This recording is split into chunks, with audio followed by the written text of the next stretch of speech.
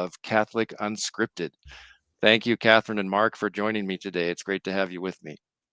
Thanks very much. Great to be here. Thanks, Matt.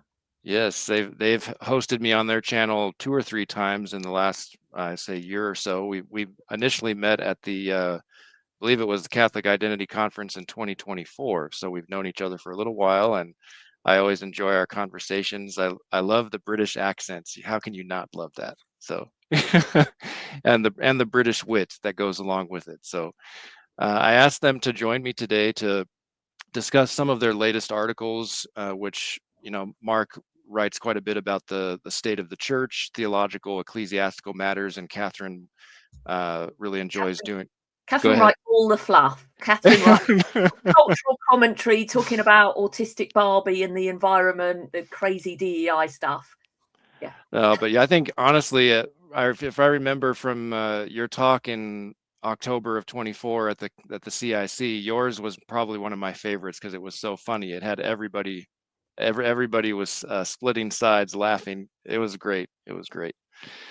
So, I thought today we could discuss the current state of the church, especially in light of recent events in Rome, which Mark has written about. And all of these articles that I'm going to show you, I'll put a couple of marks on the screen right now, are available at catholicunscripted.com, which this is a Substack website, correct, or account. So people can get kind of teasers of your articles without subscribing, but if they want the full content, then they can become a subscriber, and there's information on the website about that. But Mark has written a couple of very interesting articles recently. These are the headlines. This one, of course, is about the one on the left is about Pope Leo meeting with representatives of the Priestly Fraternity of St. Peter, or FSSP, and it's called "Listening Without Signaling: What the Pope's Meeting with the FSSP Really Was." And then more recently, Roche, Fernandez, and the collapse of competence at the heart of the church. So maybe Mark could start us out by kind of summarizing his take on those 2 topics, and we'll go from there. Yeah, sure. So, well, the FSSP one, I think I was a bit astounded that everyone seemed to be saying online, oh, this is it. He's meeting with the FSSP, everything's going to be fine. And we've kind of got into this situation where a lot of us faithful Catholics are desperately waiting for Leo to sort out the incredible injustice of Traditionis Custodes. I mean, we're in this really interesting period now as we go into the new year, where a lot of the huge problems that Francis caused, they were like, people have been pretending that they're about just the way that Francis did things, or that it didn't really have any real repercussions, Matt. I think that's, it's just aesthetics or whatever. And some people didn't like Francis and because he was a bit brash or whatever. But that's not like, that's nonsense. He did incredible damage to the church. Right. And some of those chickens are coming home to roost right now. And unfortunately, poor old Robert Prevost is going to be the one who has to deal with them. And the FSSP is a perfect example where, this is like the Ecclesia Dei communities have been set up on the back of Summorum Pontificum. When Traditionis Custodes come out, what a kick in the backside it was for them. Right. And it just seemed like, this incredibly powerful movement that had started in 2007 had got loads of frenetic energy behind it, especially from young people around the world. Was being completely censured. So what we learned about that, the FSSP meeting with Pope Leo is Pope Leo has met with good people, like in this instance, but he's also met with extremely bad people. One of the big articles on our site recently was when I drew attention to the fact that he'd met with Cardinal Roger Mahony. And without any explanation, there are just pictures on the Vatican website that he's had a meeting with this guy who's one of the most, notorious, really, American. And he's one of the primary villains of the American hierarchy, to be frank. Exactly. Yeah, exactly. Well said. So, and I think the explanation for this is that Leo meets with everyone. Well, like if that's an explanation for that sort of exonerates him for meeting with Mahony or James Martin without any explanation, it's also quite damning for him meeting with the FSSP, isn't it? Because it tells us that you know, this doesn't really mean anything. That's kind of what it's saying. So we can't make it out to believe that there's some sympathy to the FSSP position or the traditional position, especially, I think, in the light of the fact that we've just had this consistory where Cardinal Roche has put out this awful anti-academic. I mean, it's just like a fourth year student at Right. a secondary school's written it or something, isn't it? You know, that doesn't understand quo premium. Or I think if I'd have put that in, Well, as and frankly, he outright lies about the legacy of Benedict XVI in certain spots. So I'm sure you've covered that on your channel. I have as well on mine. It's outrageous, and it's very hard to believe that he would have been allowed to circulate that letter to the cardinals of the Sacred College during the consistory without the knowledge and consent of Leo. What do you think? Yeah, well, exactly. It looks very much like Leo is taking that line, which is extremely worrying, especially because he's consistently spoken about, you know, the fact that there's no mercy without justice. I mean, this has been one of the things that I've really picked up on since he was elected Pope, is that he's mentioned several times, and he is a canonist. You know, we saw in his recent, you know, some of the good things that he's done, his recent address to the Roman Rota. This again was a theme that he brought up. But then I mean, how do you justify Traditionis Custodes? It's absolutely impossible. It was reversing the actions of a pope who was still living at the time. It just completely denied that there was any value in what Pope Benedict had done. And it seemed to be for the most prejudicial political and ideological reasons that it was issued. So, you know, it's not looking good in my view. I guess before I want to bring Katherine into the discussion next, but one silver lining, I guess, that I see in all of this is the traditional Latin Mass is very much at the center of the discussion at the highest echelons of the church. And that's ultimately a good thing. The fact that they tried to initially hide the fact that Cardinal Roche actually did circulate that letter, and thanks to our friend Diane Montagna for publishing leaked translations of it, the original Italian and then an English translation, so all of us could see how bad it really was. But clearly it's on the minds of the princes of the church, and it's not going away. And I wanted to also ask you, you both were recently in the United States for a traditional Catholic conference down in Tampa Bay, Florida, and I imagine that the TLM was a big part of that conference. And Katherine, did you both speak, or was it just you, Katherine? I gave an address during the conference, but Mark was part of a panel. So we both spoke, but Mark, unscripted, truly unscripted. Very good. So can you tell us a little bit about that conference? And I would imagine there were some young people present, and I watched your live stream that you did with our friend Anthony Abate from Avoiding Babylon, and John Henry Weston, LifeSite News, Father Altman, and then there was a woman, I think she was the organizer of the conference, from Regina Magazine. Am I remembering that right? Correct. For excellent memory there. All right. You've known so how was the conference, and what did you speak about? The conference was really good, really successful event. Lots of wonderful families, people. It was quite small, and it was many people were invited to the event. But as you say, there were a lot of young Catholics who were. It was interesting to hear from, because they were giving a perspective from their generation, and so many of the commentators are.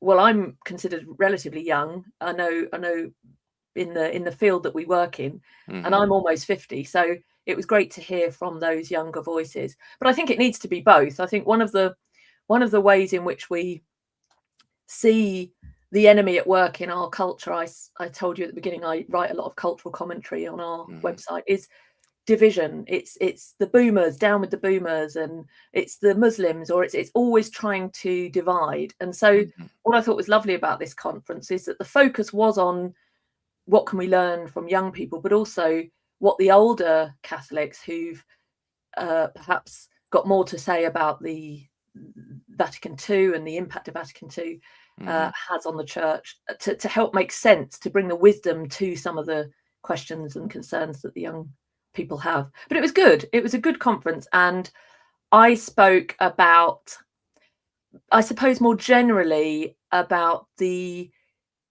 dangers of the screen.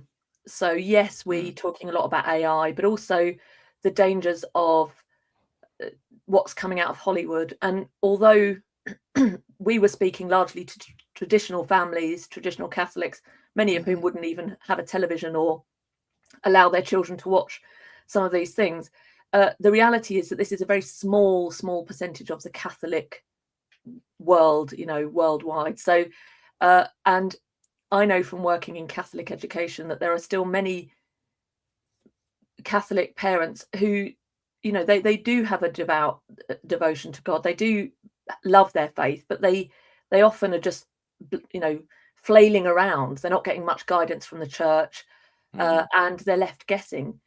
And they don't realize how pernicious some of this rot that's being delivered to our young people through the screen can be, even in cartoons designed for under 10s, So my focus was a lot on the way in which the screen has evangelized generations to normalize things like same-sex marriage or fornication, adultery, transgender ideology, and how dangerous that is, how damaging that is.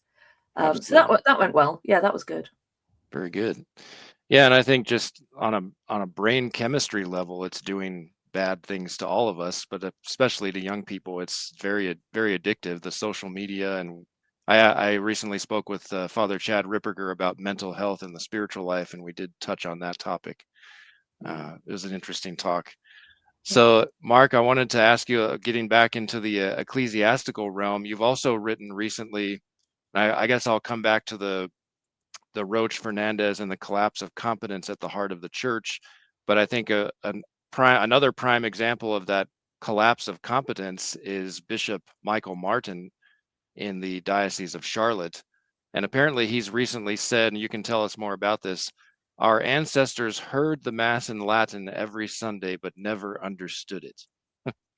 What a statement. What a statement. And then this article that you've also commented on, this was published by the New Daily Compass. Leo XIV has a problem. His name is Supich. So maybe we can talk about these two items. Well, I think the Bishop Martin thing really runs into all the other stories. This like it's a local story, but it really has got international repercussions because what we've got is a situation where we've got a bishop who's gone into a diocese which is thriving. We know people from that diocese. And people have relocated, right, to that diocese specifically for that purpose. Yeah. Well, we met a family, particularly in Chicago, a great big family who were part of a really brilliant, traditional church outside of the main city and outside of Chicago in Illinois. And they were, when we first met them, they were moving. They were moving to Charlotte because of Bishop Jugis and the wonderful environment that he'd set up there that was flourishing with the liturgy. And then you've got this, unfortunately, he gets ill. You've got this new guy he's put in. He's it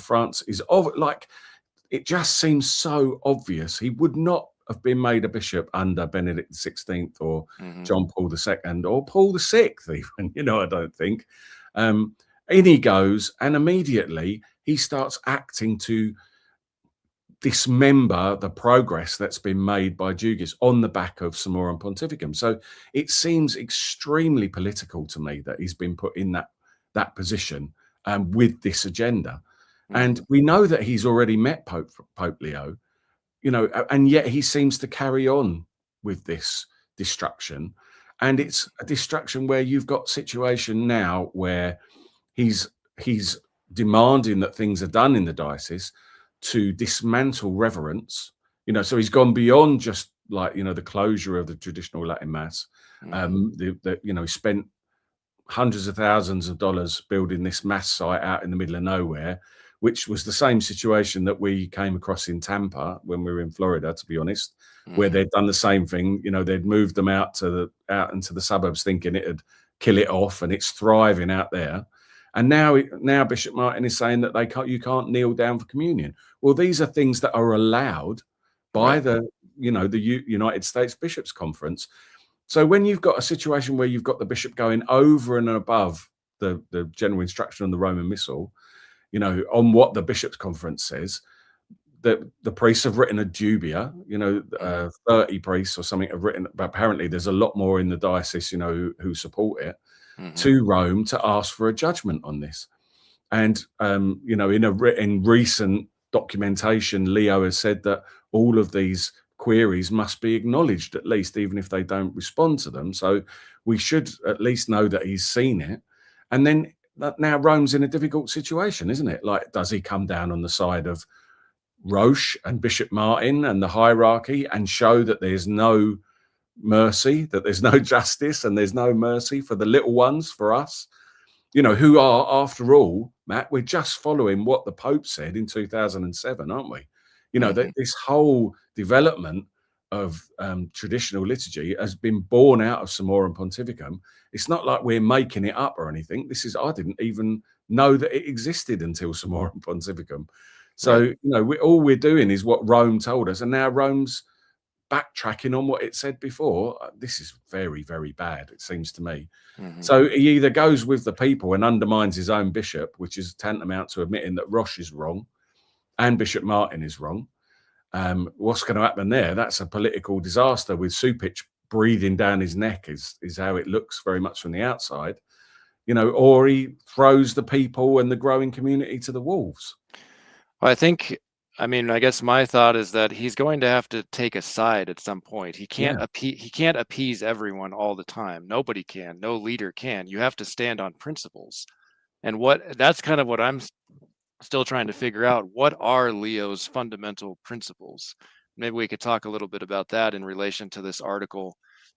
Leo has a problem. His name is Supich. Well, you know, with all due respect to whoever wrote that article, the Pope has supreme jurisdiction in the church. He is the boss. He can fire whoever he wants without, you know, it's not like he answers to anyone other than God. So if Supich really is a problem, why isn't he already gone? Why isn't Roche gone? Why isn't Fernandez gone? Why isn't Bishop Martin gone? You know, but that is, you have to acknowledge that is a bit of a simplistic understanding. Like, even Francis couldn't get rid of the people. I told you, Matt. Yeah. No, before we were recording in the green room, I said, my take is like yours, Matt, just get rid of them. And I said, Mark will say it's not that simple. Right. Well, I think this is the reality of it. It's not that I don't agree. I do agree. I think, you know, this is the argument, isn't it? He's got the power. Why doesn't he just get rid of them? But the fact of the matter is, even someone who was terrible and didn't seem to care about you know, who he upset or anything like that. You know, Francis couldn't get rid of Cardinal Sarah. He couldn't get rid of him for years and years. He did when his term was up, you know, and the same with Cardinal Muller. He couldn't get rid of him. So he had people on his team who weren't on his side, if you like, for a number of years. And perhaps they steadied the ship and stopped even worse things happening than actually did happen. And then even after we got rid of Muller, he had his secretary took over, and he wasn't, you know, nearly as bad as the complete lunatic who's in charge of it now. So I think that the best argument we've got, and that's why I keep doing this, Matt, is to look at competence. You know, I think like there's no point in a way arguing about, I mean, I think people are policy, and that's what makes me really, really nervous about the situation. But I do understand that, you know, he's playing a political game. And if you look at the way, going back a long while now, when John Paul II came into power, you know, when he received the papacy, he took his time and he appointed a bad bishop and then he appointed a couple of good ones. And what he eventually did was move the center of the church around to some form of orthodoxy. And you know, I don't think that's a good strategy. I don't think we should have any bad ones. And I think that he's causing massive problems for himself, especially with the Archbishop of Vienna that he's just, you know, been appointed. But at the same time, this is where we are, and we have to be realistic about it. Do I think that I mean, we had a good appointment today, you know, of a redemptorist. So, like, there are good ones being appointed. As I think, you know, we've just had a new Archbishop of Westminster appointed, and it's Richard Moff. And while I think he's pretty boring, I think he is a man of prayer. You know, I think he is a good man, and he'll do a decent job. He's not a complete outright heretic, and we could have got a complete outright heretic. So, right. you know, I think it's a balancing act. You know. Can I ask? Sorry to jump in, Matt. If No, go ahead. Mark, you said, "Oh, he can't just do this," and just it's interesting because we've talked about this, and I don't disagree. By the way, I don't disagree with what you said, but why can't he just do that? What to the people listening at home who are hearing what you're saying? Yes, these people need to go, but it takes time. Look how Francis struggled with Seurat and Muller. We spoke, didn't we, while we were away, how in some Catholic schools it's quite difficult to deal with some problems that we know exist, and one of the reasons is because they're beholden to the unions. So the unions are saying are backing teachers who aren't Catholic, making it very hard for Catholic leaders to deal with non-Catholic, staff in Catholic schools who are undermining the faith. So it's obvious in that situation what you're dealing with, which is the unions. In the church, what's to stop the Pope, as Matt said, the last word, from just plucking and saying, why is it so hard? Well, I think the parallel to unions in the church are factions. Like we can clearly see the factions at work, or even like political lobbies, you might say as well. Yeah, exactly. And so remember when Francis was elected and he had Cardinal Danneels on the loggia with him. It was an appalling, cardinal with all kinds of scandal under his belt, and yet he, what was Francis doing? He was thanking Danneels for electing him. Bizarrely, the idea is bizarre to me, but there you go. And the same thing with, he was great mates with Cormac Murphy O'Connor, who went around, was the Cardinal Archbishop of Westminster, and went around Rome, basically lobbying for Francis during the conclave. Part of the St. Gallen Mafia group. Yeah. Right, exactly. So, this is what we see, and there were payoffs as a result of that. Timothy Dolan getting a red hat was one of those payoffs, sorry, not Timothy Dolan. We keep doing this, don't we? Timothy Radcliffe. Yeah. So there you go. There you go. Yeah. So you can see the way that these factions work out. But I'd also say there's probably a juridical point to be made, which is that if an individual prelate, head of a dicastery, hasn't done anything that you can point your finger at and say, that's a sackable offence, then it's very difficult to just manufacture, say, well, I don't like you, you have to go.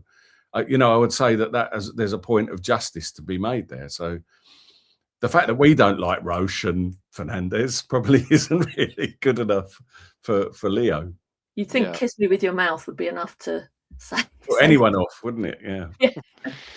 Right. And I've seen a lot of people asking if we're going to discuss today's breaking news about the SSPX announcing that they are intending to consecrate more bishops. I definitely want to touch on that in a little bit. But I also wanted to discuss a recent article by Katherine, which is more in the cultural, where, we've been talking a lot about the church. This more deals with the state, you might say, the state of affairs in the British monarchy. And I found this a very witty article. It said, when nature replaces God, apparently King Charles, and I watched the trailer for this yesterday, has some sort of documentary film coming out, or is it already out, Katherine, or is it yet to premiere? Or I don't know. I think it's out this month, so maybe in a couple of days. Yeah, this was the premiere. Okay, it's something he's pushing, environmentalism, something that it sounds like he's spent a lot of time working on throughout his life. And if I recall correctly, his father was very interested in that as well. I always find it interesting that the elites seem to be so interested in environmentalism, climate change, population control. It kind of all goes together.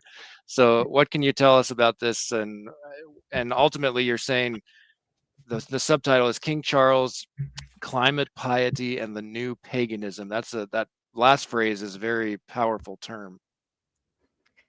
Yeah, I mean, really, this documentary is a way into talking about something broader. It's not all about King Charles's documentary. We've been putting up with this, haven't we, Mark, for our whole lives, his King Charles and his plants. But I think it's interesting because you said we move from the church to the state now, and Katherine's written about this. But I think what's interesting is that you can see almost as the church I don't really want to say the church, because the church is the spotless bride of Christ, and the human element of the church. Human element of the church has tried to assimilate with the culture. The problems that we see in the culture are similarly mirrored. You know, there is that symmetry between what we see in the church and the degradation going on and in the state. In so many ways, actually, it's quite surprising how we can draw that parallel. And I think that's where it flows from the church. So if the church is right, then I think that will have an impact on the culture. So this as the church goes, so goes the world. I think John Paul II might have said something to that effect. Yeah. He did. Yeah, he got there first. He said it much better than I did. But exactly that. So this is why I'm quite interested in the cultural commentary, is because we see how this is the result of that failure in the church, as we've seen over the last few decades. But going back to our conference, where we said there was quite a heavy focus on the young, one of the things that came up in that conference was, quite rightly, how young people struggle now to get their foot on the property ladder, to be able to afford a home, to be able to move out of their parents' house. And not too long ago, this was still possible. And now it's certainly the situation in the UK is that it's virtually impossible. And we just create big infants, state-dependent infants. So we have people who go, the path is to go out of school where you've been indoctrinated with rot, into university where they'll fill your head full of more rot, and then out with hundreds of, tens of thousands of pounds worth of debt, and have properties that you're unable to purchase. And so you're a big infant with living in your parents' house. And how do you have a family? How do you build a family like that? You can't really. And the family is the building block of society. So one of the things that I wanted to make a broader commentary on over this silly documentary, well, I mean, I haven't seen it, but I think we can safely assume that it's silly. Let's assume it's a bit silly. It's partly because it's anything that doesn't have God at the center is going to be lopsided and draw the wrong conclusions. And so many of our the ways in which young people are disenfranchised and left as big infants is that we are so enslaved, absolutely enslaved by debt, by taxes, by green levies. And so we make two mistakes. We either deify nature, we treat nature, we treat Mother Nature as a god to be worshipped at the cost of like at the Amazon Synod, right? Kind of, yeah. That's one of the points I make in the article is it's bad enough when these atheists or non-Christians make these mistakes, but when our own church has a pagan goddess in the Vatican Gardens and writing prayers to Mother Earth, this is Pachamama. Yep. Should we be surprised by some of the ways in which we see this now? And then we complain and we can't seem to join the dots, and we say, oh, isn't it awful? We've got abortion, the replacement level is we can't meet replacement level, the West is decimated. And it's like, yeah, it's spiritual. Everything has to be looked at through a spiritual lens. If we think we can go about behaving in this way and not see the effects of that, then we don't really understand God at all, because that's a pattern throughout Scripture, is we are facing a just chastisement, and part of it is the other things that we see around us now.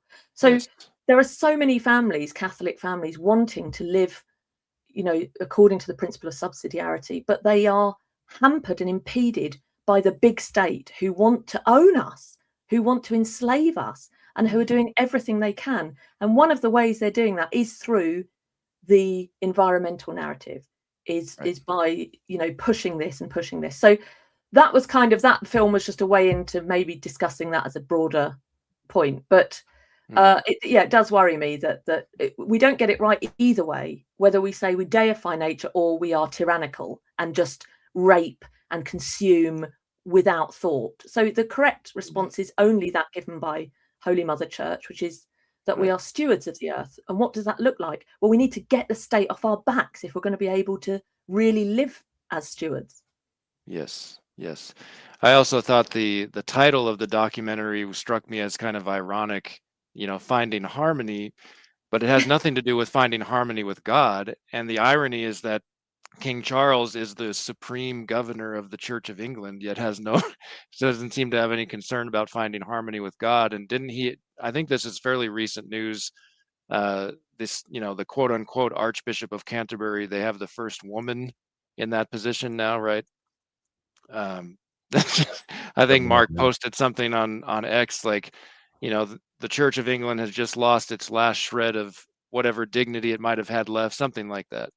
Yeah. Oh, it makes me so sad, and it's because it's just a complete capitulation to secular modernity, and Anglicans. That's what they're just pursuing, that path to the end. And literally, there's statistics out produced by Anglicans, not by me, that say that they're it's game over in the next few years. Like in 50 years, there won't be anyone. And the reason is quite simply, and this is what worries me about when we get involved, when, the Vatican starts having Leo blessing icebergs and, shaking blue cloths and all this nonsense. It's like you stop speaking to the culture, you stop having anything intelligent to say, and you're just dealing in these ridiculous, nonsensical games that everyone can see is complete nonsense. I mean, the most obvious thing to me, and so the situation in the UK is that we produce 1% of global greenhouse gases anyway. So even if we went down to 0%, it's not going to have any effect whatsoever. And especially because all we're doing is outsourcing our energy production and our manufacturing to China. So, it's not like it's disappearing anywhere that you can't see. It's all, we know where it's all going. And it's a form of greenwashing to try and to make ourselves feel better about our impact on the environment. Like, it's not even coherent, Matt. That's what frustrates me about it. They're the ones who are selling climate change to us, to the people who are struggling. We've got the highest energy bills, in the world in England, and they're trying to convince us that we all need to have heat pumps or something, that we all need to get rid of our gas boilers. And the only reason we've got that is because they've done away with all our internal energy production. We've got a massive gas fields and oil fields in the North Sea, but we're not allowed to exploit them. We have to pipe it in from somewhere else. It's not even coherent. But purely to look good. Yeah. So it's costing us. We can't use our own natural resources, and we're doing it just for the appearance. The appearance. Yeah, the strategy is literally as articulated by the government. If we look like this, if we look like we're doing this, China will go, oh, yeah, we want some of that as well. China aren't doing that. They're using all their coal-fired power stations to build solar panels that they can flog to us idiots. And we can't live. People literally can't afford to live. It's heat or eat. Outrageous. Yeah. I think it seems to me the environmentalist movement has always been fundamentally anti-human. Like humans are the problem. That's the fundamental premise of that whole movement, right? Yeah. It's like, let's get rid of all those pesky humans, and then beautiful Mother Earth will flourish. Right. It's so nonsensical. Sounds pretty diabolical to me. Yeah. I mean, who hates us more than anybody? Obviously, Satan can't do anything to God directly. God is infinite and all powerful, but he attacks God by attacking us, who are made in his image and likeness. And I think that's the spiritual dimension, in my opinion, of the environmentalist movement. I think there's also a lot of undertones of communism and socialism baked into all of that. Like I've heard the phrase "green is the new red." I don't know if you've ever heard that before, because I think wasn't Gorbachev? I think he was pretty involved at one point in this discussion of environmentalism and concerns about population and all that kind of stuff. Yeah. Well, the fingerprints of the enemy are always sterility and death. Yes. And God is always fertile. It's always fertility and life. Yes. And so no matter how they package it, and they do try, you look at that advert that came out of Canada when they brought in that maid, they've got this medical assistance in dying. And it was literally making euthanasia beautiful. I think it's called Life is Beauty. And it's all beautifully shot, and it's all nice music, and it's all, I've had a nice life and now I get to choose. And that's always the way it's packaged up and sold to us as something we want, because we have now been primed to make comfort the only thing. So our lives are comfortable, things are easy, we can get stuff instantly, we don't want to wait, we don't want to suffer, we just want comfort. And then boom, along comes things that offer you comfort. And what's the result? Sterility and death, low birth rates, whole continents, countries being wiped out, and massive abortion statistics. So that's the enemy for sure. And of course, the enemy comes to us as an angel of light. It would be that we'd be suckered in by, Yes. you know, if it all came along like really in the guise of your sort of cartoonish devil, everyone would say, Right. oh, I don't want any of that. Right. So yeah, we have to see it for what it is. Yes. I wanted to share, you guys might be familiar with this quote.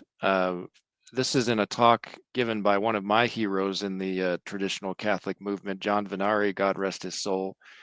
He's actually the one who asked me to continue his work at Catholic Family News when he got a very aggressive case of, I think it was colon cancer, and there was only about 9 months from his diagnosis to his death in early April of 2017. But he gave a talk years ago called "The New Paganism and the War Against Life."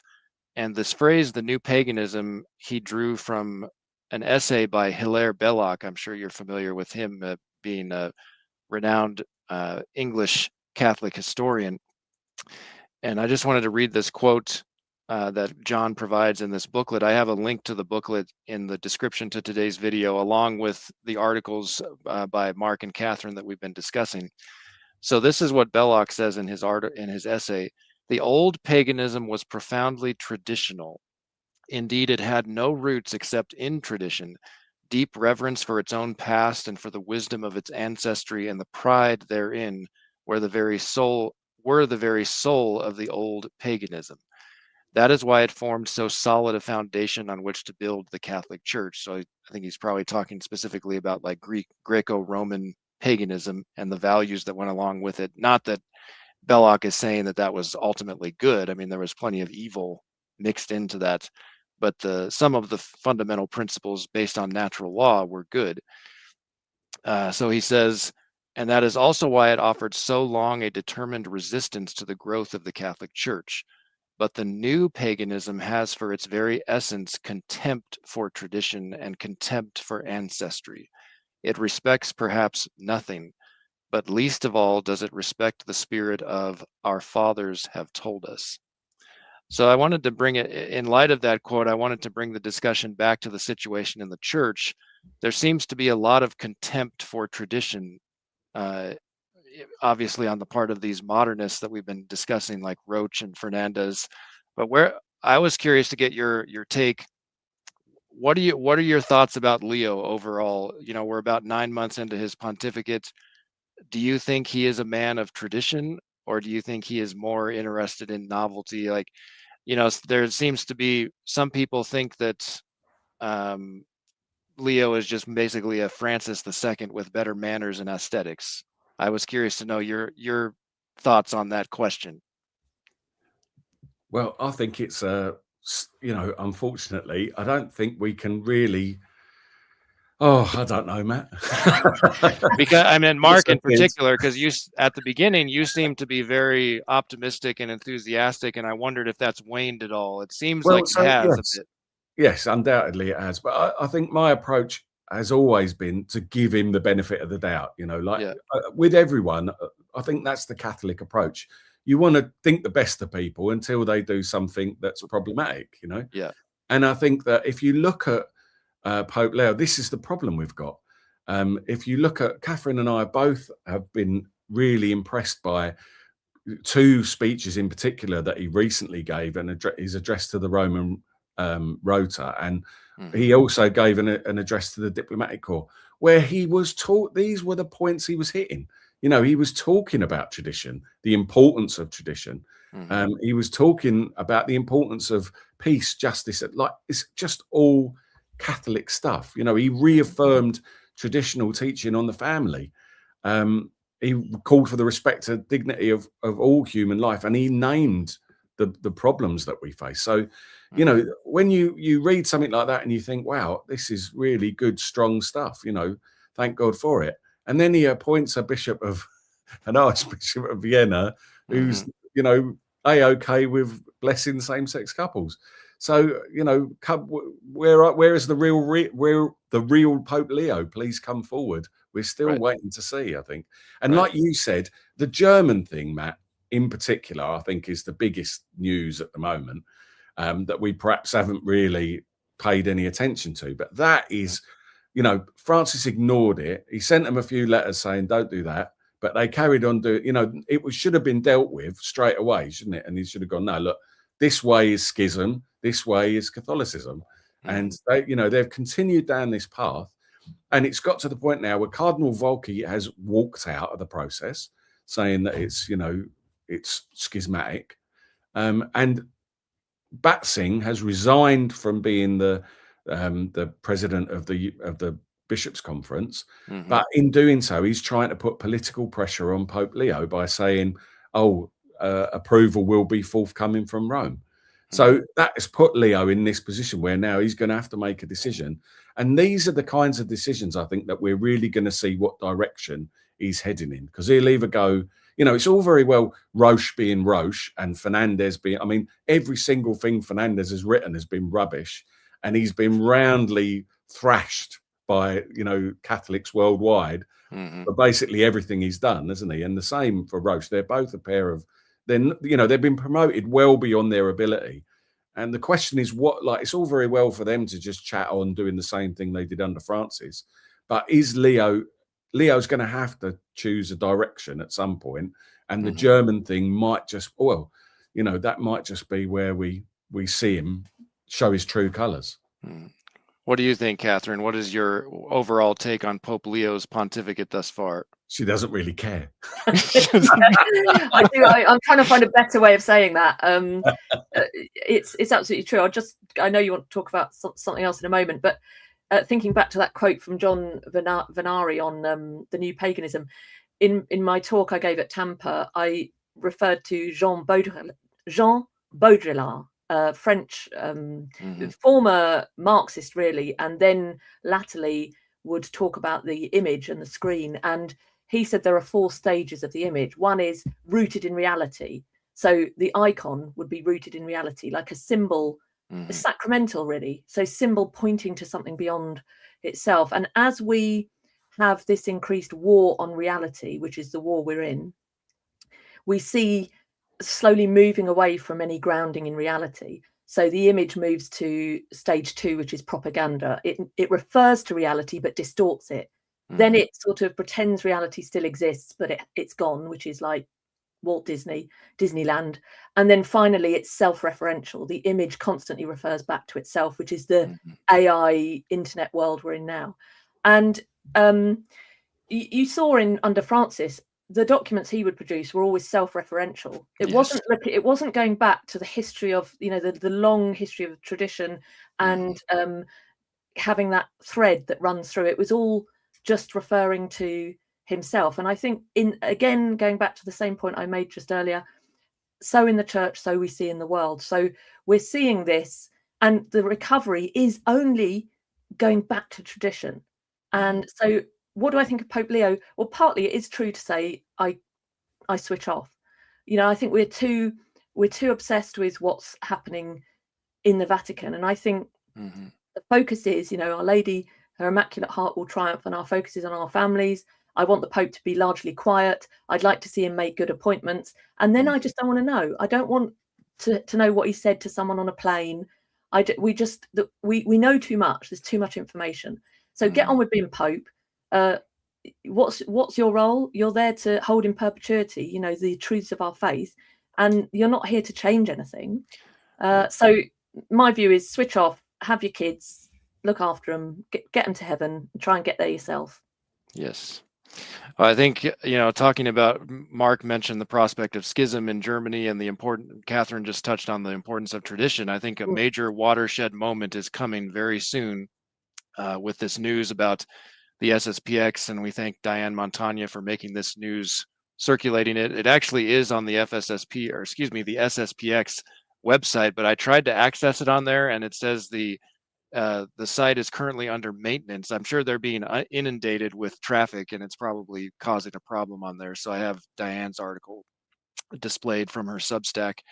And just as a primer for this last bit of our show, I think she makes a very interesting observation in her introduction to the statement from the SSPX. She says, it would be difficult to see how the Holy See would impose any canonical sanctions on the SSPX, given the fact that they have not done so given that the Holy See has not done so in a comparable manner in China, where the communist government has repeatedly proceeded with episcopal ordinations without prior papal approval in violation of the Vatican-China Accord. I think that's a critical insight. So basically the news that was broken today is that the SSPX is planning, let me just read a little, see if I can put this on the screen here, and I'll show folks what I'm talking about here. Okay. And here we go. Okay, let me make that just a little bit bigger for folks. So this is the actual text of the communique from the General House of the SSPX. It says, today, the Feast of the Purification, the Reverend Abbe Davide Pagliarani, who's the Superior General, has basically announced that he's going to proceed with new Episcopal consecrations on the coming 1st of July.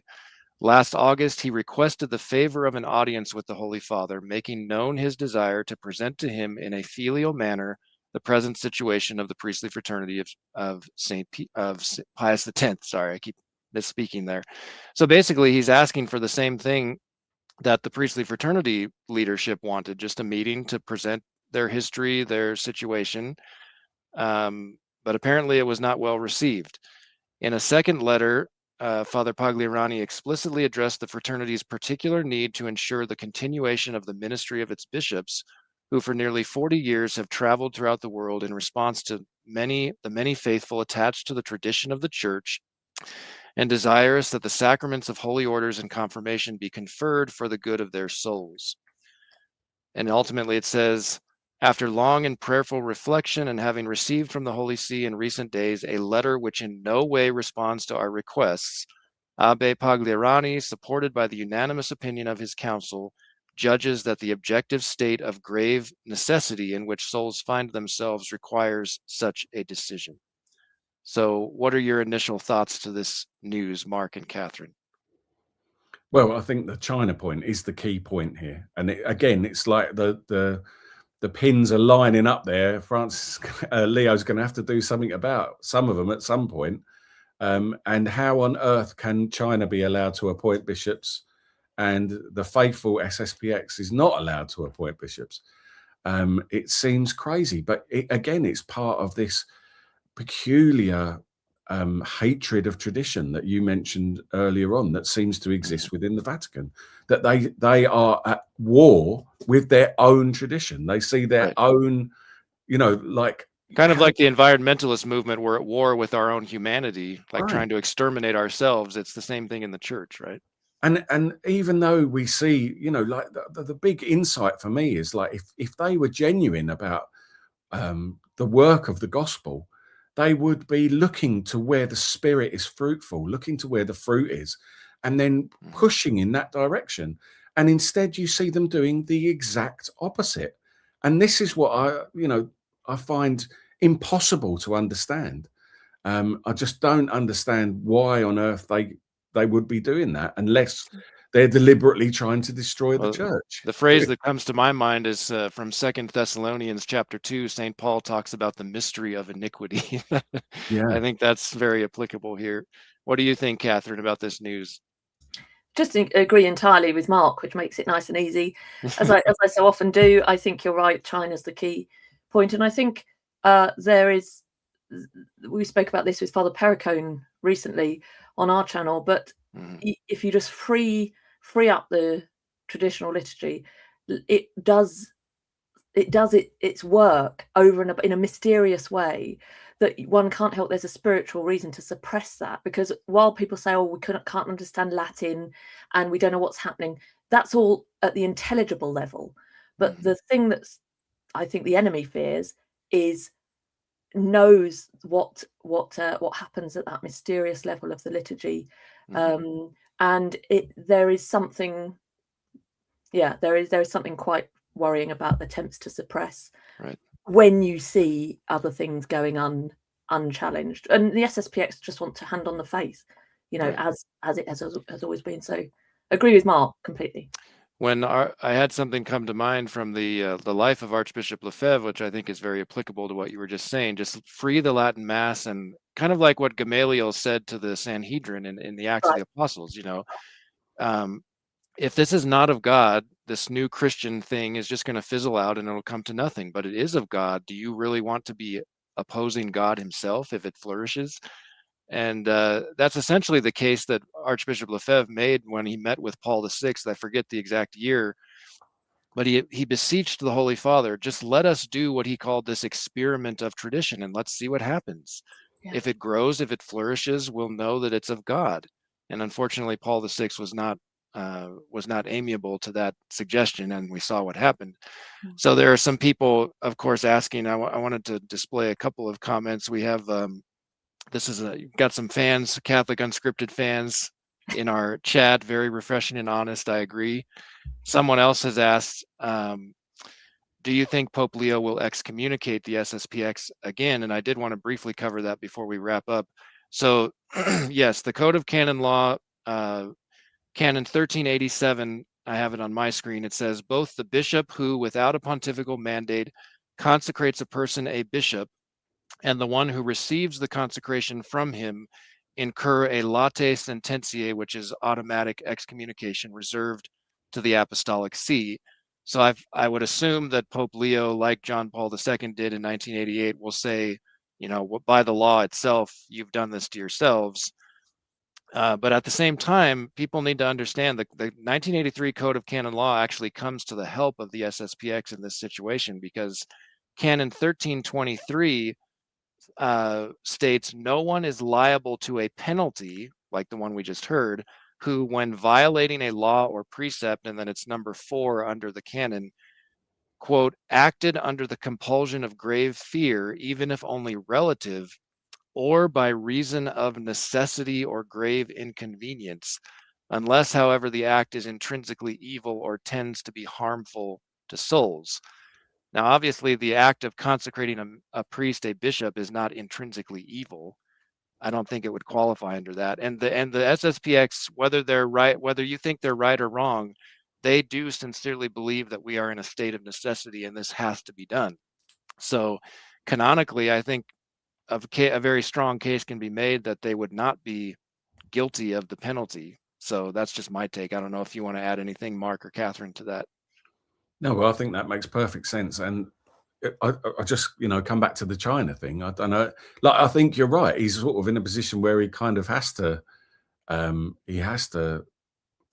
let them know that they've excommunicated themselves or whatever. But at the same time, if China's doing it, I don't know, how do you get around that? Like, right. This is what I'm saying about what Francis has wrought in the church. It's just an absolute disaster in so many ways. Mm-hmm. And we're really going to see those chickens coming home to roost over the next few months, aren't we? Yes. This is a local friend of mine, Aaron, who attends SSPX. His family has been SSPX for many years. He says, if there is an excommunication, SSPX will handle it like in 88.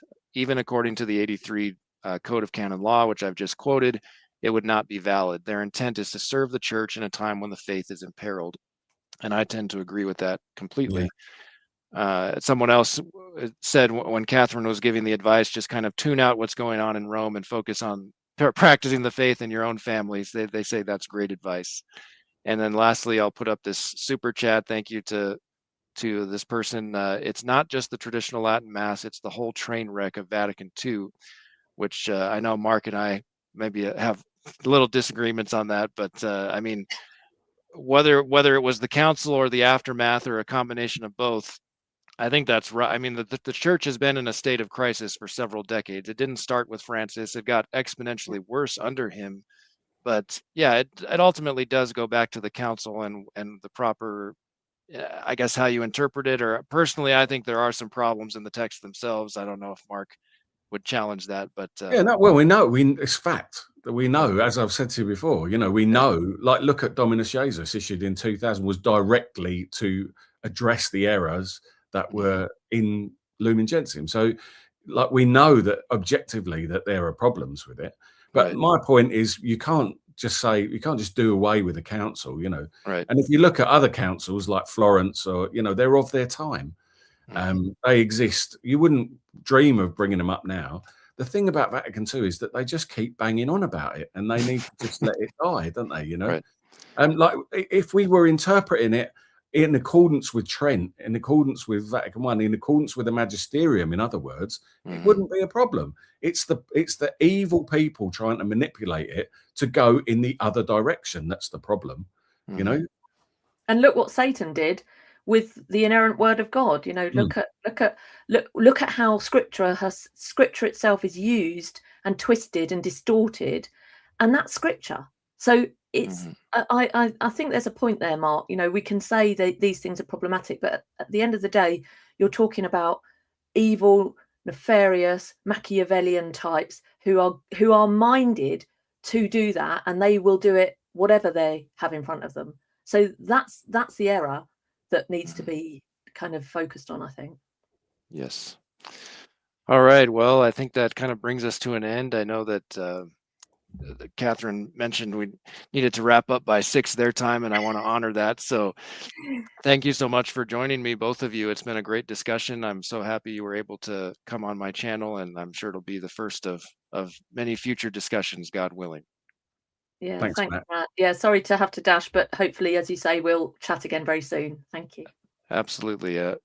So thank you, everybody, for joining. Please do give a thumbs up, a like on this video if you've enjoyed our conversation. Subscribe to my channel. Make sure to check out catholicunscripted.com, and they have a YouTube channel as well. Check out their content and support them. And until next time, God bless you all. And as I meant to say at the beginning, I wish both of you and everyone watching a happy feast of the purification of Our Lady and the presentation of our Lord in the temple. God bless and Godspeed.